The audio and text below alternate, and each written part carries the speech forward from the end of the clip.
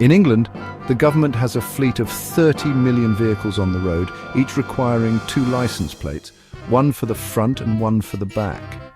The cost of manufacturing each plate is £10, so the total cost of manufacturing plates for every car is around £600 million.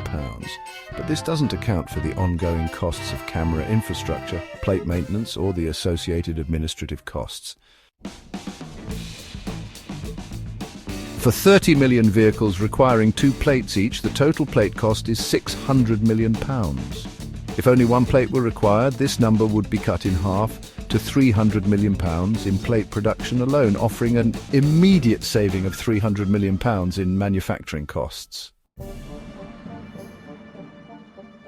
Let's say there are 50,000 cameras across the country that are responsible for monitoring vehicles. The yearly maintenance cost for each camera is around £1,000, including power, storage, repairs and so on. This results in £50 million spent annually just on camera upkeep. If the front plates are removed, cameras would only need to monitor the back of the vehicle. This would reduce the number of required cameras by 25%, saving £12.5 million per year in maintenance costs.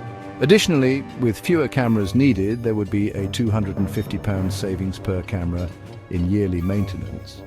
If the government reduces the total camera count by 25%, that's 12,500 cameras removed, saving £12.5 million annually. This would equate to £250 saved per camera every year.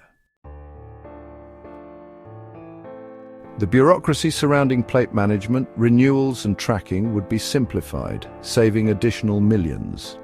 The savings here might be difficult to quantify, but let's conservatively estimate a £5 million reduction in administrative costs.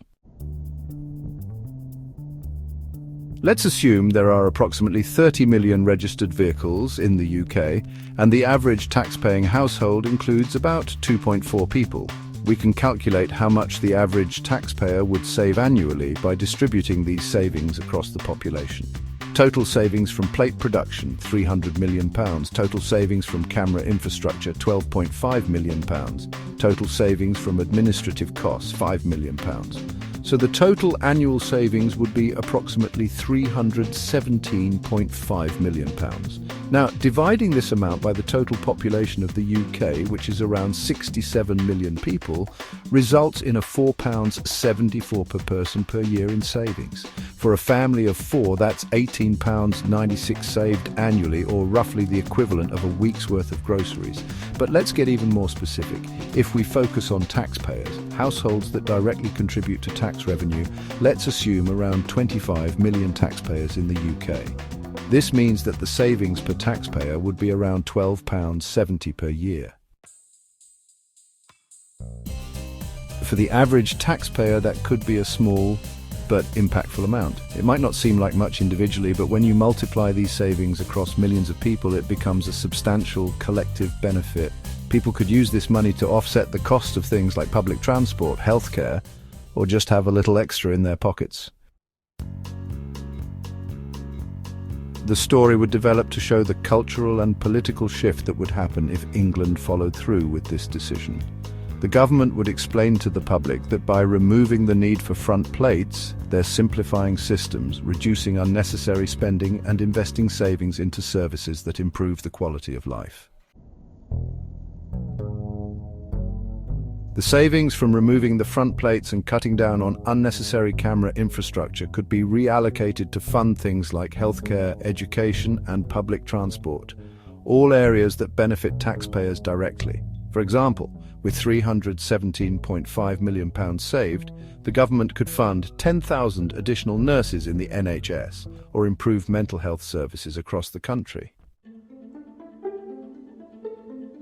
The narrative would also show how this reform could be an example of government efficiency.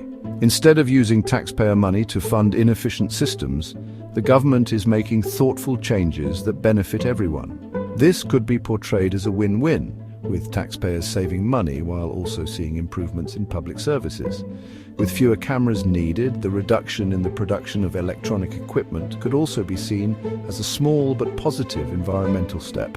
The story could highlight how reducing the number of physical devices, such as cameras and license plates, could cut down on production waste and reduce the carbon footprint. Hey there, I'm Thomas, and this is my YouTube channel. First off, I want to make something clear. I'm not here to tell you how to think, but to offer some new perspectives. I've got attention deficit disorder, a mental health condition that I've struggled with all my life. For many years I denied it, but I'm on the right medication now, and I'm changing my thinking. It's been a tough journey, but I'm finally back on track.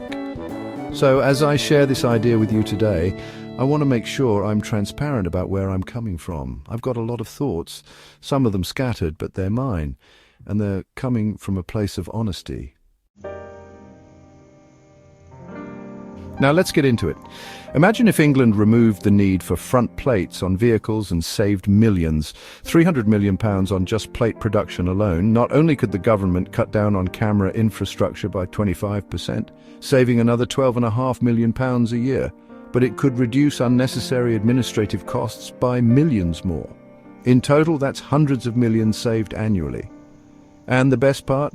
Taxpayers would feel the benefit too, with an average saving of £12.70 per year. Small but meaningful, right? But here's the thing. As much as these reforms could help save money, we have to keep a few things in mind. Change doesn't come without its challenges. We can't just throw out rules without considering the consequences. So while this might sound great, I'm not saying we should rush into it. Any reform, big or small, needs careful thought. It's about striking the right balance between saving money and making sure the system still works for everyone. I'm still figuring things out myself, and I want to make sure I'm putting things in perspective. I've learned that even with the right meds and a shift in mindset, there's still a lot of work to do. But if you're with me on this, let's keep asking the big questions like, how can we make systems better for all of us? I'm all for finding answers, even if they don't come right away. Thanks for listening, and if you're into thinking outside the box with me, hit that subscribe button.